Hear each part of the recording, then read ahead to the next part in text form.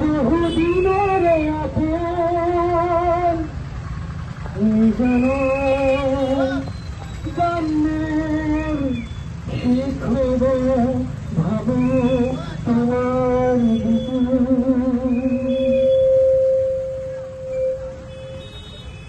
মায়া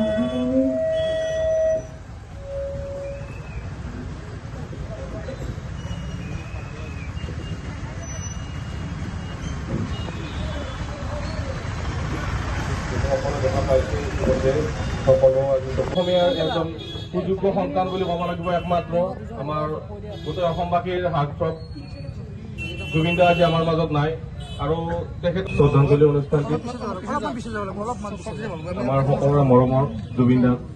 শ্ৰদ্ধাঞ্জলি দি আমাৰ এই অনুষ্ঠানটিৰ শুভাৰম্ভ কৰাৰ বাবে নৱজিত আন্তৰ্জাতিক ধন্যবাদ জনাইছো। আমাৰ মাজত উপস্থিত আছে হাজো অঞ্চলিক ছাত্ৰ সন্থাৰ সন্মানীয় সভাপতি শ্ৰীযুত পাণ্ডিত দেউৰীয়াদেৱ, তেওঁকো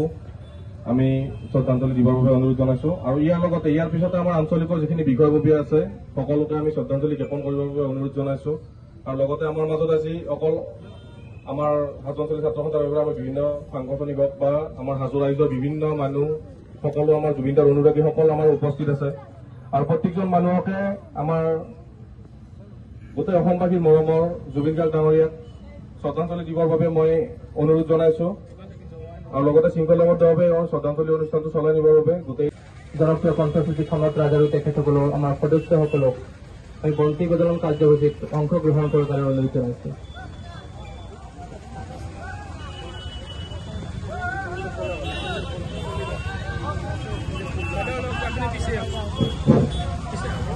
আমাৰ হাজো অঞ্চলিক ছাত্ৰ সন্থাৰ নৱনিৰ্বাচিত সাধাৰণ সম্পাদক নিপু কলিতা ডাঙৰীয়াক বন্তি প্ৰজ্বলন কাৰ্যসূচীত অংশগ্ৰহণ কৰাৰ কাৰণে অনুৰোধ জনাইছো। জনপ্ৰিয়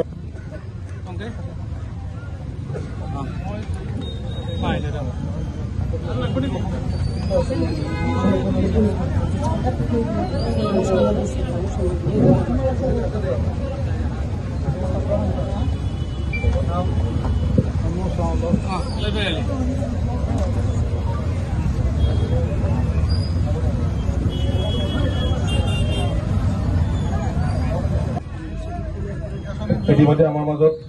আমাৰ হাজোৰ উদীয়মান কণ্ঠশিল্পী সনদ ৰাজ আৰু আমাৰ মৰমৰ জ্যোতিপল উপস্থিত আছে। তেখেতসকল শ্ৰদ্ধাঞ্জলি জ্ঞাপন কৰি আছে আৰু হাজো ৰাইজৰ বিশেষ